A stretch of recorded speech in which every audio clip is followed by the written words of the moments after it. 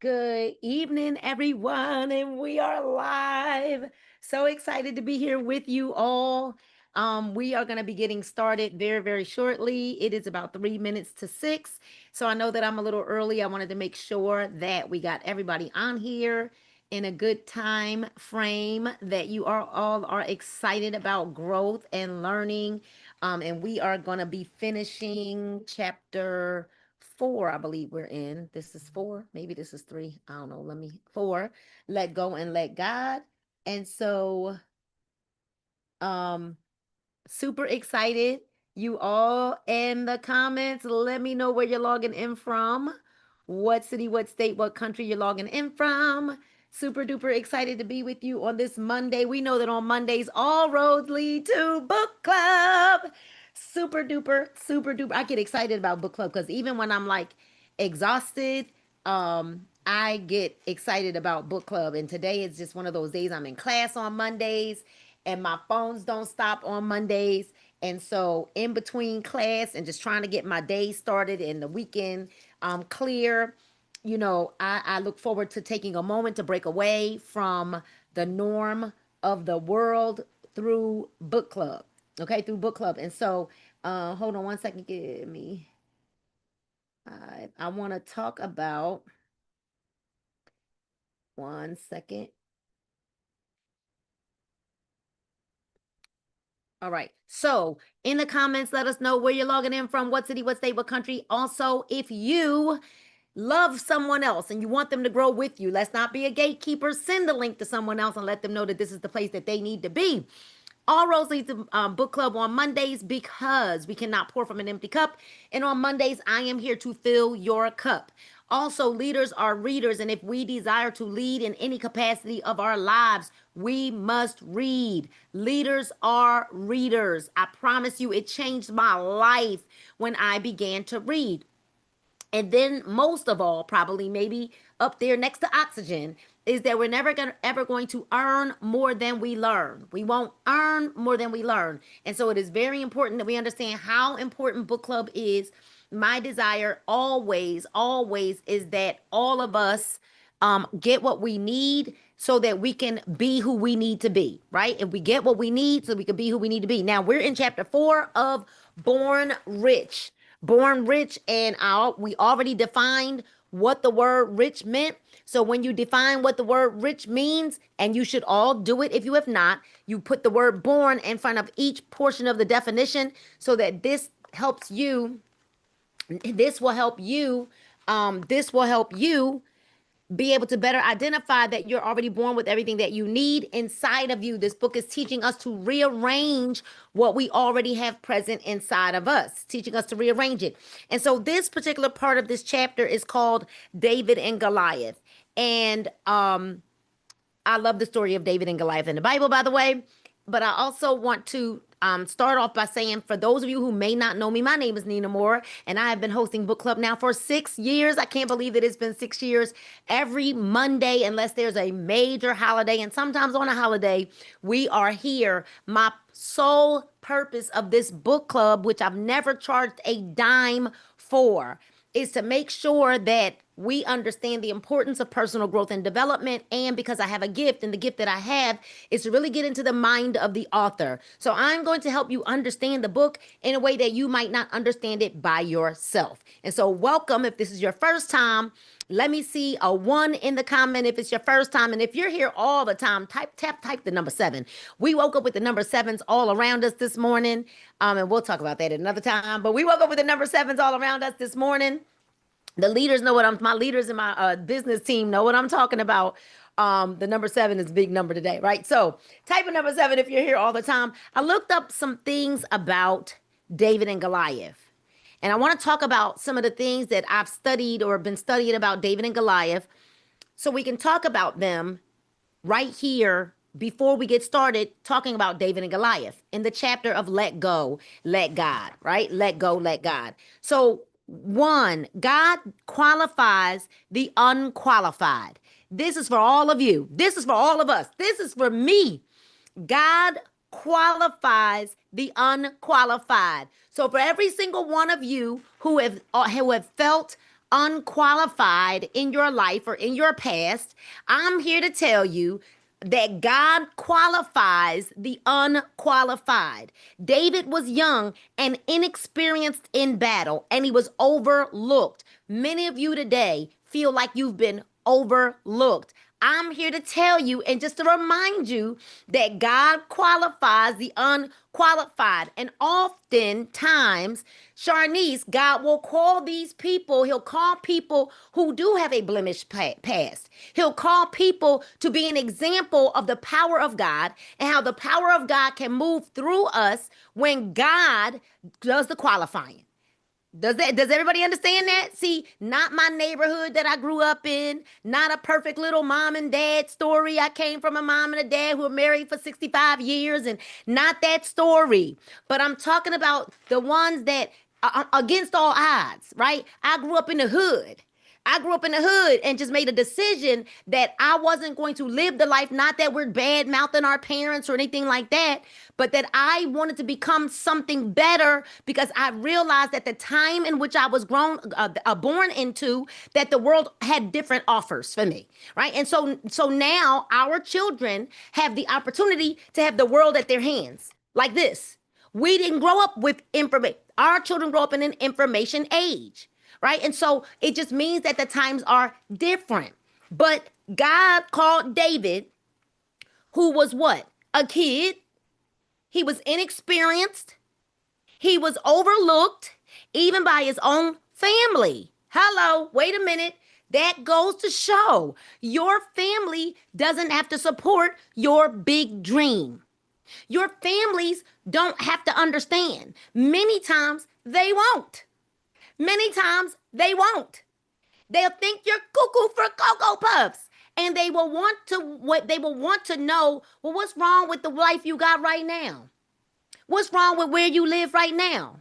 Well, why you gotta have a different car? Well, why you gotta have a bigger house? Why do you have to have different clothes? Why do you have to have so many things of perfume? Well, why do you have to have so many shoes? Cause I do.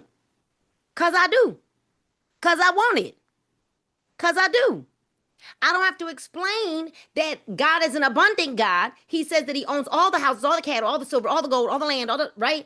And if he says that, and I can have a portion of that, that is, I'm an heir of his kingdom and a joint heir, an heir and a joint heir, somebody probably ought to go look up what that is, right? That I can have it too. So we often get around people who try to stifle this abundant mindset that we have because they begin to ask you questions like, well, what's wrong? Well, why you got to move down there? Well, why you got to leave your home? Why you got to leave your hometown? What's wrong with here? What's wrong with it here? Well, what's wrong with your car? Well, what's wrong? Nothing's wrong with it. I want better. I want more. I'm not stuck and I'm not loyal to what's not working. So he looks at the heart. God doesn't look at your stature. God looks at your heart. Your preparation in private qualifies you for public victory. That's a good place for somebody to go on and give a 30-second, 10-second praise break. Okay? Your preparation in private qualifies you for public victory. Number 2, giants fall when you walk in your calling.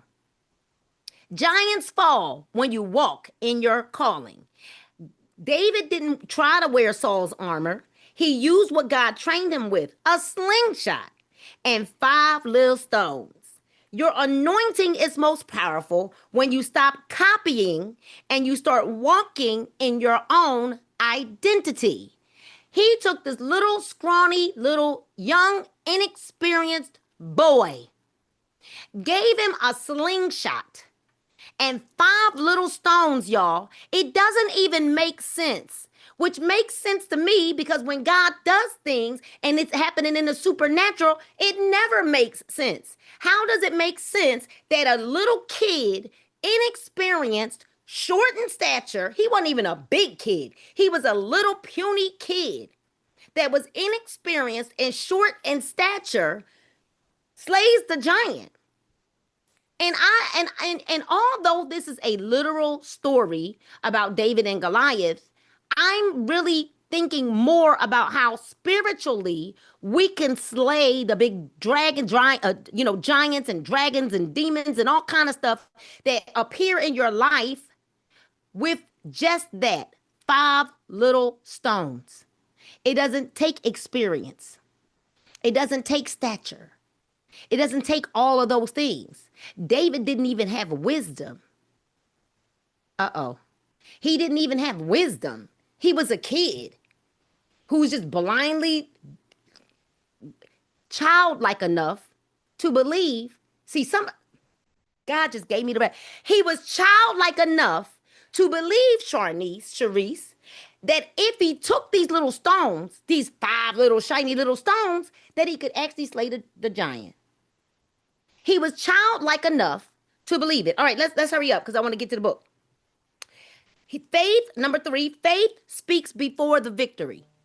Faith speaks before the victory.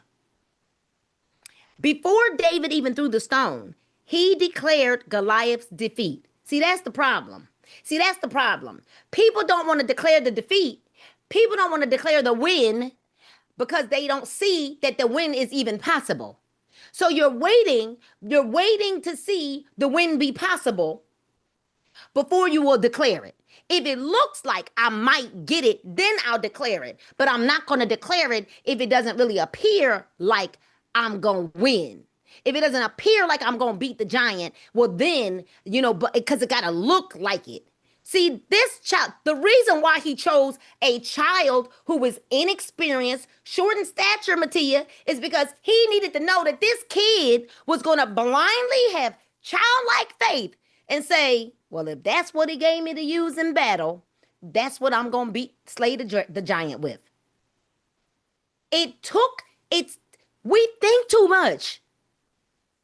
We think too much. And we think that we then got to be busy when God is saying, have faith, get the action, forget about the numbers, forget about all the rest, and just go. Put your head down and run. Black out. Black out and then come up for air at the end and see what happens. Black out. Everybody type black out in the comments. So listen to what David said. This day, the Lord will deliver you into my hands. Bold faith talks like the battle is already won.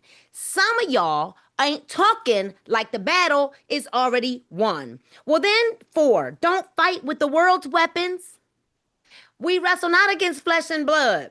Don't fight with the world's weapons. These are things that I just understand about the story of David and Goliath, y'all. Don't fight with the world's weapons. Goliath came with the sword and the spear, but David came in the name of the Lord. David came in the name of the Lord. Hello? David came in the name of the Lord. So come on with your sword and your spear. I'm going to come in the name of the Lord. Let the Lord fight my battles. Victory today is mine. It's mine. I don't know how. I don't know how I'm going to do it. But if God said it, then I believe it, and that settles it. Period. So your real power isn't in what you carry in your hand. Your real power, it's in who you carry in your spirit. It's not what's in your hand. Number 5, your victory is a door for others. When David killed Goliath, it didn't just free him. It delivered the entire nation of Israel from fear. Your obedience in battle will unlock breakthrough in your entire bloodline. Now we can finish reading chapter 4, David and Goliath. So consider, for example, the biblical story of David and Goliath, which surely must rank as one of the greatest testaments ever written on the subject of faith. As you will recall, David, thanks for letting people in, y'all. As you will recall, Goliath, the giant of Gath, came into the Israelite camp, boasting pompously and taunting the Israelites to select a man to do battle with him. The Israelites naturally were terrified, and not surprisingly, none of them leaped forward to accept the challenge. Later, however, when Goliath returned to reiterate his challenge, David, an Israelite youth, overheard the giant's obnoxious boasting, and he stepped forward to pick up the gauntlet. Finally, after much pleading before his elders for the dubious honor of facing Goliath in battle, the youth was accorded the great privilege of going forth. The elders insisted that David clothe himself in heavy protective armor. They also gave him a sword, which was to smite his powerful adversary. But David said, I am not used to those things. I cannot fight with these handicaps. They are not my weapons. I have other weapons with which to fight the giant. So he stripped himself of all the armor and went into the battle with no weapon other than a simple slingshot and a few pebbles which he had gathered from the nearby brook. Now, not only did David not go in there with any, today it would be a gun, then it was the swords and he goes with no artillery on. He goes with no breastplate. He goes with no helmet. Here's the thing. He was already small. He was already small in stature. He was young. Now, we understand what the laws of physics say. The bigger they are, what? The harder they fall. So he understood. Here's what David understood. That he was smaller, which meant he was faster. So the overgear would have slowed him down because he was already small in stature. Okay? So when the giant of Philistine, protected as he was with armor from head to toe, armed with mighty weapons, and preceded by his shield bearer, saw the unarmed, unprotected Israelite youth approaching, he was infuriated. He took that as an insult, y'all. Like, now, wait a minute. I told y'all to give me the best of the best, and you bring this puny little boy over here, this puny little boy. So he gets infuriated. He says to David, come to me, and I will give thy flesh unto the fowls of the air and to the beasts of the field. Young David, never one to be intimidated, answered the giant, saying, thou comest to me with a sword and with a spear and with a shield, but I come to thee in the name of the Lord of hosts, in the God of the armies of Israel, whom thou hast defied. This day the Lord deliver thee into mine hands. While the giant Goliath placed his faith in physical objects like armor, swords, and shield, David placed his solely in an unseen God. Now that's some bars right there. That's some bars right there. See, Goliath comes in like, I'm bad, she bad, I'm bad, I'm bad, I'm bad, I'm bad. I got all this armor on, I'm big, I got my sword, I got my spear, and he believes because he's bigger with all the gear that he's gonna defeat David, little old David, and he's infuriated. When the giant Goliath, the result, the young Israelite shepherd defeated his far mightier foe with nothing save a single stone from his sling. David struck Goliath, and the giant fell lifeless to the ground. Now listen to this. Not only did David strike Goliath, Goliath was all armored up. So there was very few possibilities for David to have struck Goliath in a way that he could hit him with a stone and bam.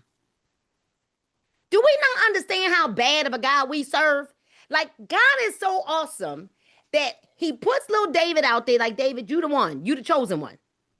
Take this little stone, because they don't think, they talking about you, David. They know you smaller.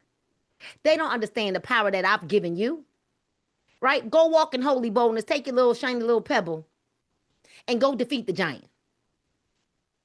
They're like, wait a minute, hold on. But by accepting the principle, let go and let God. Some of y'all need to let go and let God. You're thinking that this thing that's in front of you is Goliath, and it's not Goliath. You have the slingshot and the 5 little stones. And you're chosen because God qualified you. Regardless as to what we think, regardless of how we talk. I remember there was a time when I wouldn't talk in front of people because I was like, well, I don't talk proper. I don't talk proper. And then I decided to just ask the Lord to send me people, send me my tribe who don't talk proper like me. Because I don't talk proper. My brother, he's like sum cum laude. That's not how I talk.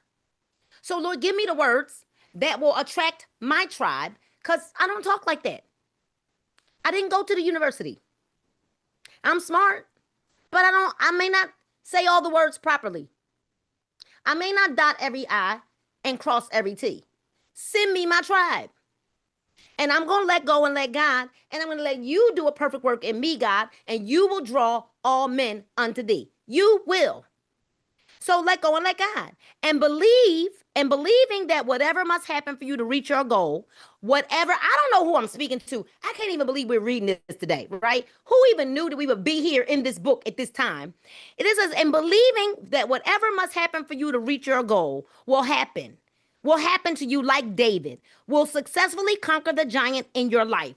You will witness the physical manifestation of your image in the proper time. There it is. You will achieve the physical manifestation of your image. Be careful. What's the physical manifestation? What image do you have? Because that's the image that you're going to create.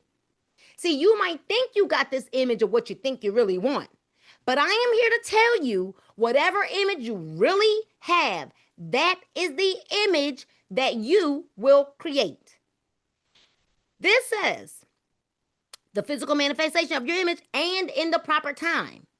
Now is the time. Type now in the comments. Type now in the comments. Now, the trouble with those of us who fail to achieve what we desire is not that we lack the ability to do so, but that we lack the faith implicit in the let go and let God principle.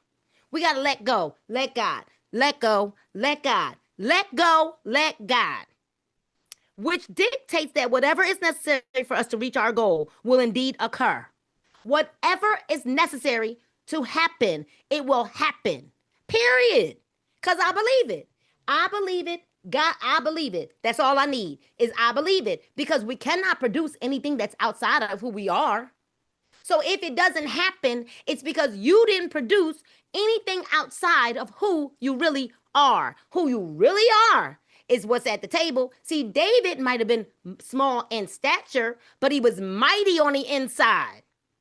He believed that it didn't matter how big he was. He believed that he could do what? Conquer the giant with a little stone and a slingshot. A fully clothed giant, a fully armored giant. So what did he do? Pluck his eye? Something, right? Because, I mean, he was fully armored, y'all. One stone. One stone. What giant is in your life that all you got to do is sling the one little stone at it and it, boom, drops? What one thing? It is literally, you're one stone away. One little, somebody ought to grab us. I wish I had a little stone. You are one stone away from defeating the Goliath that's in your life right now. Fear, one stone away. One stone away. That's why God puts us in these environments where we're not comfortable. Matia, I'm going to call you because I actually got something I'm going to send you on assignment for Saturday. It's going to have you scared out of your mind. But you the chosen one today because nobody else in Philly can do it.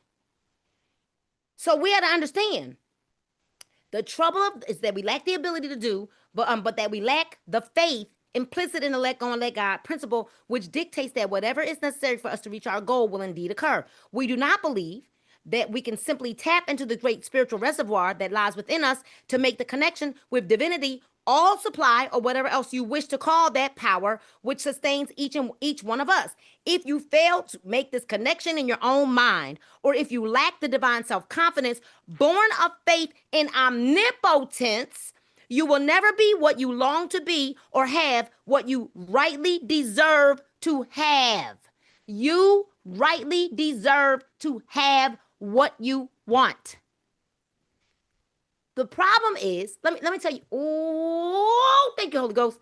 So, what has happened is, here's what has happened. I'm about to free y'all. Let me put everybody on the screen so I can see those that have the cameras on. Let me tell y'all what has happened. To the 1, 2 is like 8 of y'all. 1, 2, 3, 4, 5, 6, 7, 8. To the 8 of y'all with your camera on. 9 of y'all with your camera on. Here's what has happened. So when you were younger, if you did something good, then you got something from your parents. So you believe now that in order for you to achieve something that you really want, it is performance based. It's not just because of who you are or whose you are, but only if you do this, then you get this. If you do, I'll get you something. If you get a straight A's, I'll do X, Y, and Z. If you do this, so it's performance based. So now in your mind, you think that you got to perform to do something to get something from God. But the Bible says, I'm an heir of the kingdom. And the Bible says that you have not because you ask not. In faith.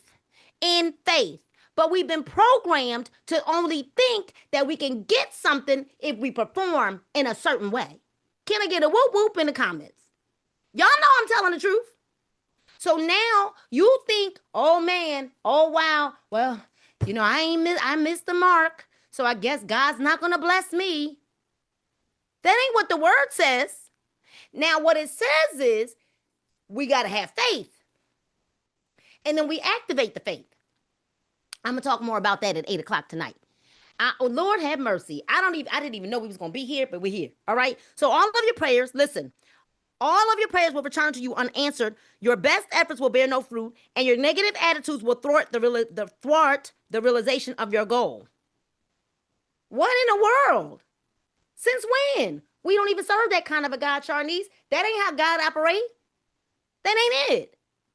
And so now he's not a gimme God, because you do have to be doing something, meaning you're not sitting around waiting for God to just show up. Oh, I need a job, so I'm going to just sit around and wait for it to happen.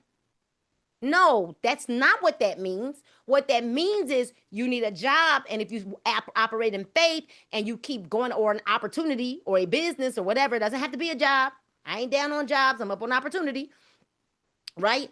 Well, you still need to be actively seeking.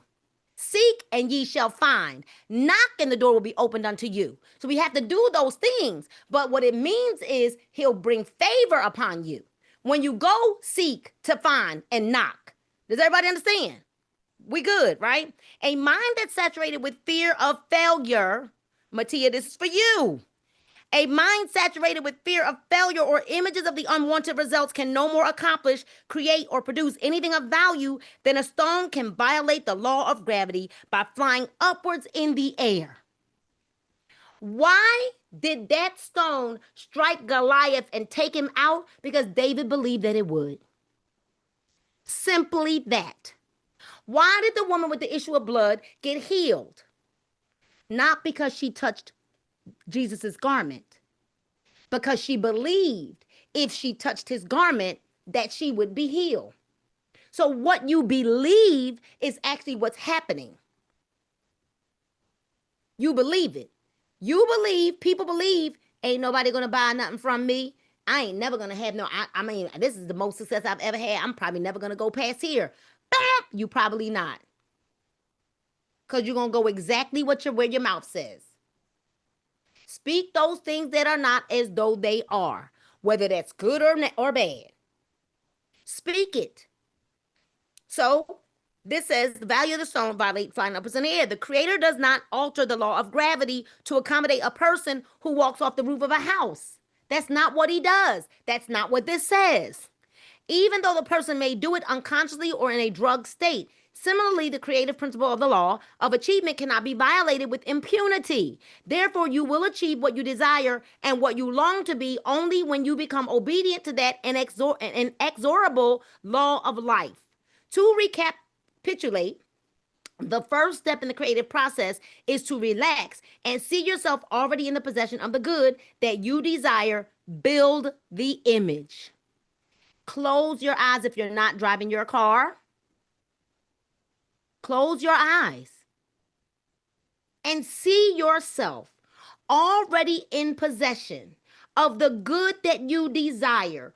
Build the image. See the if it's a business, what do you need to happen in sales for you? If it is your business, what how many clients do you need? If it's your relationship, how do you want your marriage to look like? Picture it. What do you want it to look like? If it's your body, your physical body, and you need to lose weight, what do you want it to look like? See yourself in the size that you want to be. If it's healed, healthy, whole, see yourself healthy and whole. Believe it, perceive it, envision it, grab a hold of what you see. See the money in the bank account. See it. See you with the award or ribbon around you or on your chest, or see it. Whatever you want, see it. You have to see it before you see it so you can seize it. See it. After you build the image, the second step is to let go and let God. Take a deep breath in and hold it. Take a deep breath in and hold it. Now, blow it out. And just let it go. I got to let go and let God take control of this now. But I'm going to do the work. And you got to keep doing that. Breathe. Keep doing it until you feel like, yes, I let this thing go. Because I am not in control. That's the problem. We want to be in control. But I am not in control. And we know it doesn't feel good when we're not in control because we're used to being in control. So right now, when I'm not in control, it's like, whoa, whoa, woody, woo, woo. I'm not in control. What's going on here? I need to regain control. No, we don't regain control. Because if we were okay with the control that we had, we would already have what we want. So that's not working out for none of us. All right? So the two-step creative process. Step 1, we relax and we see ourselves in possession of the good that you desire as we build the image. Step 2 is we let go and we let God. And we ask God, guide me. Guide me. Just guide me. Just guide me. Let me let it go and let you be in control and you guide me. In working with spirit, it helps to focus on the truth that spirit is in all places at all times. Since this is so, it follows that you possess the godlike ability to tap into positive thoughts anytime you wish and anywhere you choose. Moreover, once you become aware of the kinship with the creative power, understanding that you are in truth a child of spirit, you cannot possibly be anything other than positive, forceful, radiant, and self-reliant in your dealings with the world, and conquer and world a conqueror of those forces which would attempt to drag you down or hold you back. Once this happens, all the forces in the universe will come together to help you reach your goal or manifest your image, finally understanding that you are made in the image of the creator of the universe and are a living part, of eternal spirit, will ultimately transform the results that you are achieving in your life every day. Spirit is a power, which is forever flowing into and through you. Spirit is a power, which is forever flowing into and through you. We also call this power thought. But as spirit or thought flows into you, you choose the image that you will then form with it. Experiment for yourself. Sit back, relax, and become fully aware of this great creative capacity. You can actually form one image or picture after another on the screen of your mind.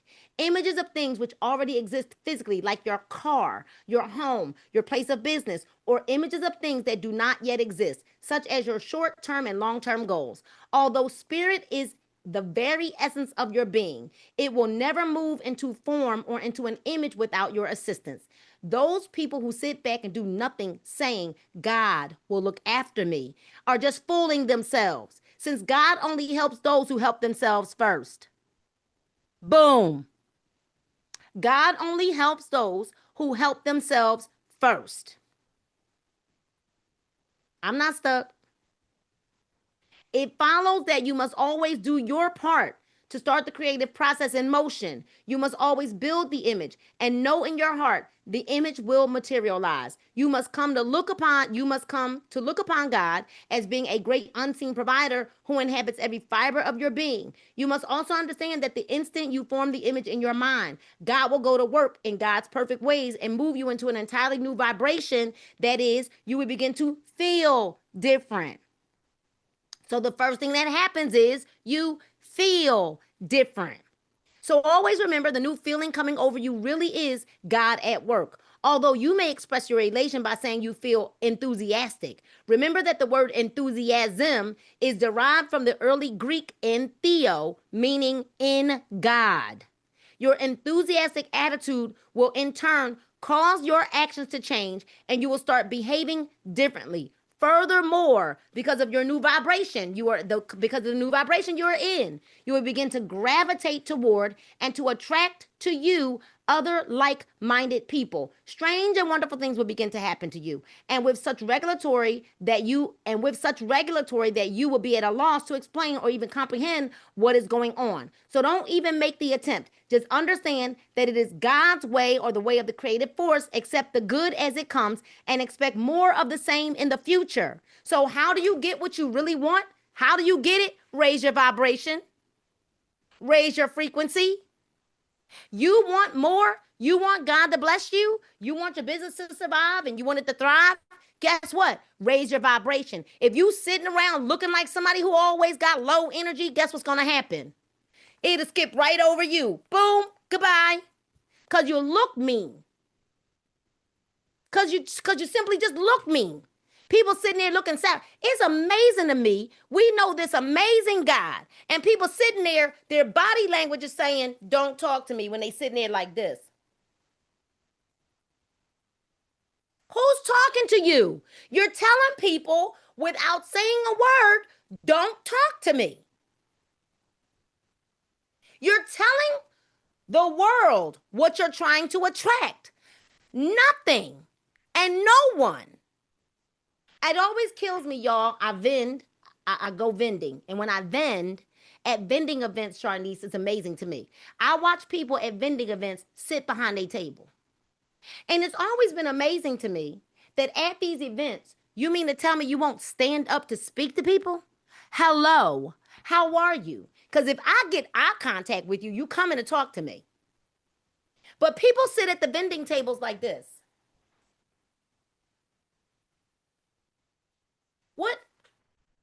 What in the world is that?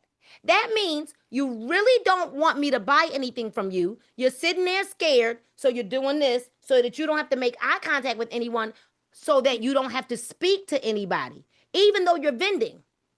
It makes absolutely no sense. Hello, how are you? I love your outfit. Hello, I love your shoes. Wow, look at your hair. Hello. Your body language is telling them everything that they need to know. Don't come talk to you because you're sitting behind the table. Get up, at least sit on the side, but behind the table and like this so that nobody can see your face.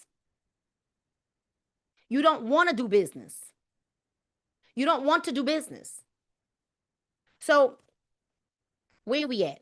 I don't even remember where we are now. All right. Begin to gravitate towards you. There we go. And you to attract other like-minded people. Strange and wonderful things will begin to happen to you, and with such regularity that you'll be at a loss to explain. Just understand that it is God's way or the creative force. Accept the good as it comes and expect more of the same in the future. Skeptics will say that you are just lucky, and you should just let it go at that. For as long as you continue to hold the image in your mind of the good you desire, you will always be rewarded. Let me tell y'all something. I ain't never gonna lose. I tell people I don't lose. I don't lose. Nope. I'm always gonna win. Period. It's what I'm gonna do. So you just literally have the faith that what should happen must happen. I have the faith that what should happen must happen. Here's the thing. I don't know how it's gonna happen, but I don't care because I'm not in control of that. I talk to God and he knows what I need. And I know it's going to happen. I don't know how it's going to happen. And I don't have to be in control of how it's going to happen. All I got to do is get out there in them streets and do my part. And as I do my part, he'll draw all men unto thee. He will. I don't lose, I learn. But I'm going to give it my all. Everything I got. Every single day, as if that is my last day. I'm not waiting until the last days to give it my all. No, I'm going to give it my all because it could be my last day. And I literally am not going to leave this earth without living my full life. I don't want to die with a bunch of life left in me. That would be a travesty. So always remember the image you keep, affirming in your heart or your subconscious mind is being impressed upon spirit, and spirit has the ability to convert your present dreams into your future reality. On the surface, it might appear from time to time that things are not going well, and you may begin to worry that you are moving in the wrong direction. But let me assure you this. This will not be the case as long as you keep the image of the good you desire firmly planted in your subconscious mind. If you do this, you will continue to move in the only direction in which you can move in order to get where you want to go.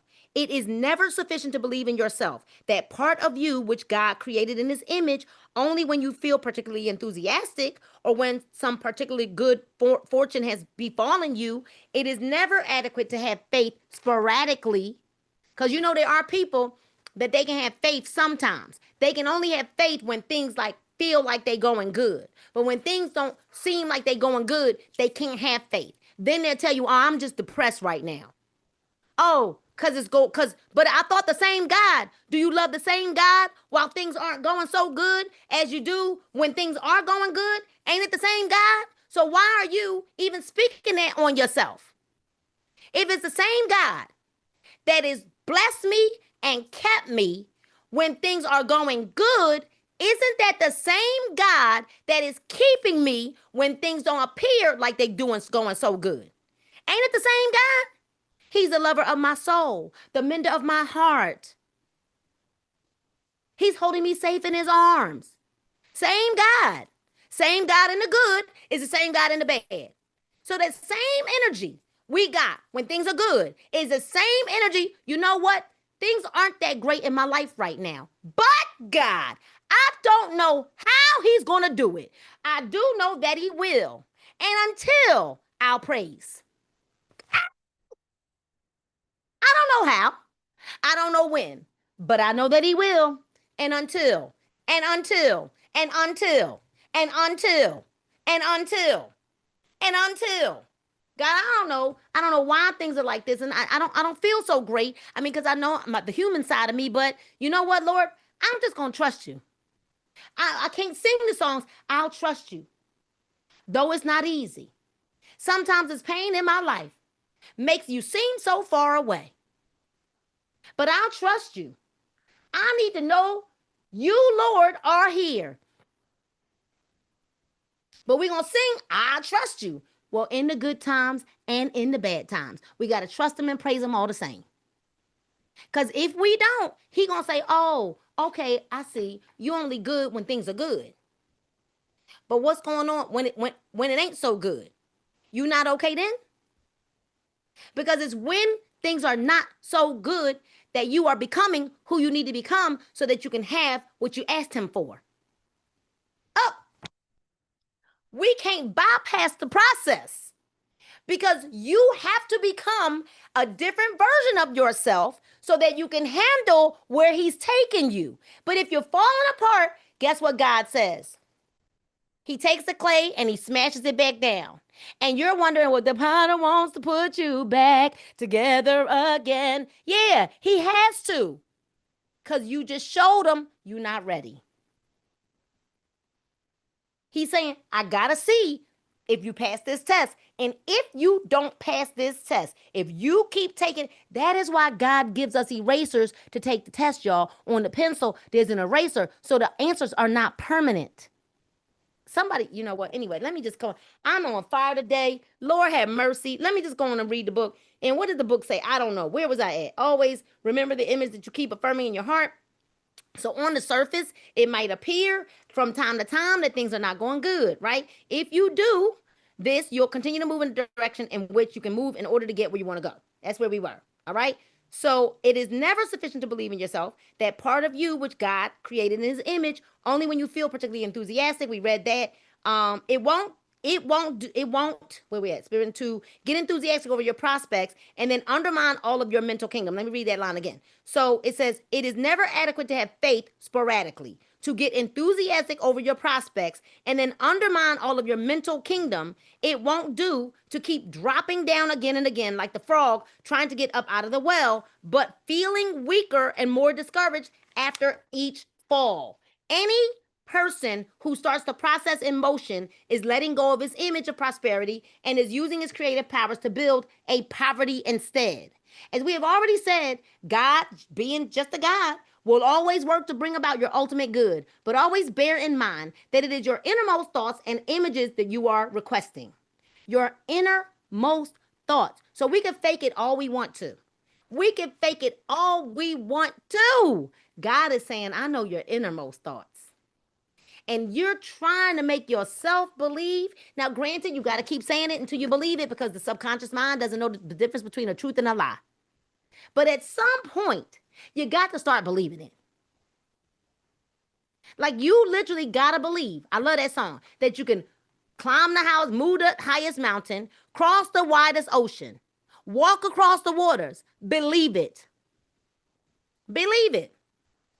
Because you cannot keep rehearsing. This is what it's saying. You can't keep rehearsing things because ultimately God's going to know, okay, you don't even believe it. You don't even believe it now. But always bear in mind your innermost thoughts. So therefore, make it a habit to begin and end each day with a declaration of faith in yourself, created after God's image and his power, whatever you choose to call it. Guard this faith zealously as you would your most precious possession and ensure that it never be imperiled by weak, downhearted, or negative thoughts. Period. That every day I got to teach myself. Every day I got to speak to myself. Every day I have to affirm myself until I believe it. I got to make these declarations and not just reading it. I'm talking about loud. I am amazing. I am beautiful. I am powerful. Sound like a crazy person. Because you got to yell it to yourself so it is louder than all of your doubt. Say it loud and proud. Louder than your doubt about yourself. Doubts, look at this. Doubts, fear, pessimism, and negative thinking poison the very source of life. Lord, have mercy. The moment we have doubt, fear, pessimism, and negative thinking, it poisons the source of life. Y'all, that's like saying the umbilical cord is poisoned. Life. They sap energy, enthusiasm, ambition, hope, faith, and everything else that makes life purposeful, joyful, and creative. You must consciously entertain only the mental allies of your ambition and the attributes that will help you realize the manifestation of your goal. When you are firmly grounded in faith, negative thoughts will have no power over you because they will not be in a harmonious vibration with your new image. You will be mentally strong through the conscious awareness of God's power within you. When times get tough, when things get tough, you must get tougher. And you can. So what happens when times get tough, Miss Betty? We get tougher. We get tougher. We go get us a couple more little stones. We might get another slingshot. Like I'm going to have one for my right hand and one for my left hand. Come on, Goliath. Come on, I got you, bruh. I got you, bruh. But you know what I found? There is not one time, because don't think that I don't have human moments where I'm upset or when I'm like, what the heck? I'm human. But it don't last long. Because let me tell y'all something. I go to reminding myself of who I am and whose I am. I put on a worship song. You know what I found? You can't stay blue when you get your when you vibrating high. So if you stay blue, if you stay low, it's because you stay in an environment that's low. And I'm talking a mental environment. But when you are feeling low, that is when you have to get up and dance. Get up and move. Put on a song that takes you there. and remember and think about his goodness and all he's done for me. And I'd be like, my soul cries hallelujah. You saved me. You delivered me. I could be sick somewhere lying around with AIDS or something like that, but you kept me and you blessed me and you delivered me and you healed me. And y'all get me? And ain't no way that once you go into that place where you're thankful and you're grateful, and I thank you for your love and your power and your protection every hour. God, I thank you. And you get like that, ain't no way that you can stay down. There's no way. We sing the song, there is no way I can live without you. And we sing them songs. And what happens when we going through something? Move your body. Seriously, get up, move, deep breathing, think about his goodness. And when times get tough, you go high, you don't go low. When times are tough, you go higher. I don't know what you come to do. Lord, I don't even know where it's going to come from, but I'm going to have to sing, I'm going to clap my hands. You have to go higher. And you and you and you and you. And you got to take yourself there, even if you're playing through it for a while, till you can cry your way through it until you're on the other side where you can praise. You might start off crying. I don't know what you come, you and you and you. And when you get to the other side, you'll get a praise out. But you got to encourage yourself. David said it with his crazy self. Encourage yourself in the Lord, right? So you can build on where we at. If you find your faith slipping, or you find yourself running low on this great motor power, which accomplishes so many wonderful things, you can do something about it. The following exercise works for me. It has for years, and I know it will work for you too. You can build a huge reservoirs of mental power simply by employing a daily auto-suggestive technique for the acquisition and the strengthening of the greatest and most necessary of all human attributes, faith. When you are giving yourself this mental treatment, you should always go off by yourself and speak out loud to yourself. Ain't that crazy, y'all? I ain't read this book. I have not read this book. I did not read it before you. But you know, I learned this lesson from somebody who told me that I could lay my hand on the book, on any book that I read, and I can ask the Lord to give me revelation of this book as if I have read the book myself. And y'all see that I keep saying this stuff before he even say it in the books, right? I did not read ahead of y'all. I read this with you purposely. So we're reading it together. But this book just said what I just said. When you give yourself this mental treatment, you should always go off by yourself and speak it loud. I said speak it loud in a firm voice. Decided tone of voice. Verbalize what you are saying just as earnestly as if you were speaking to someone else whom you wish to impress with the great importance of what you are asserting. When you speak to yourself, begin with your own name and continue as follows. You ready? Your name. Say your name right now where you are loud. Nina, you are a child of God. Y'all repeat it. You are a child of God. Say, I am a child of God. And the being God made was never intended for this sort of weak, negative life you are leading. I was not created for this weak, negative life I'm living. You got to say it. God made me for success. Say it out loud. God made me for success, not failure. God never made anyone to be a failure. You are perverting the great object of your existence by giving way to these miserable doubts of yourself, of your ability to be what you desire with all your heart to be. Oh, this says you should be ashamed to go out amongst your associates. That's what the book says. With a long, sad, dejected face as though you were a misfit. Oh, we ought to be ashamed of ourselves. It says, as though you were a misfit, as though you lacked creative power within, as though you did not have the ability to do what your creator sent you here to do. You were made to express what you long to express. Why not do this? Why not stand and walk like a conqueror, like a David who slew Goliath, instead of giving way to discouragement and doubt and carrying on like a failure? The image of perfection, the image of your creator lies within you. You must bring it to the center of your conscious thought and express it to the world. Don't disgrace your maker by violating that image, by being everything but magnificent success. the magnificent success that God intended you to be. God intended every single one of us to be a magnificent success. Not just a success, but a magnificent success. I like that word. There's a tremendous achievement force and upbuilding and strengthening power and asserting confidence in the creator and the fact that you are created in his image. Say it. I am created in his image. Nina, I am created in his image, in his likeness. Say, I got the power. I love it, right? This is not egotism or the glorification of the parody of the man or woman with which wrong thinking or wrong living is made. It is simply the assertion of your kinship with God. So do not force it to happen. There should be no force associated with the manifestation of your image because force negates. Trying to do it your way by forcing things to happen is not necessarily God's way. Learn to follow the quiet voice within that speaks in feelings rather than words. Follow what you hear. Follow what you hear inside rather than what others may be telling you to do. Be aware that the quiet voice within often tells you to do the things which run counter to the way most people live their lives. So see, that's what happens, y'all.